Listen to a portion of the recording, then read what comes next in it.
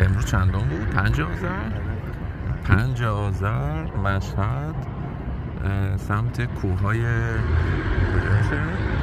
کوههای هاشمیه و اینا، اون سمتا به شدت نورانی، چیزی شاید 10 برابر ستاره ها ثابت ایستاده. و من الان زوم اوت میکنم ببینید تو آسمون شب کوهها ارتفاع خیلی پایین تر از اون جسمیه که اونجاست.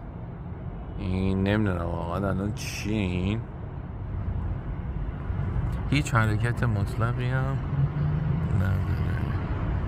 میترسم بره، وگرنه میرفتم دوربین و لیزر رو میآوردم. خیلی کارساز دوربین و لیزر. ولی واقعا یوفا میدونی چرا؟ چون من از نورش مینیست شاخه سبز رو میبینی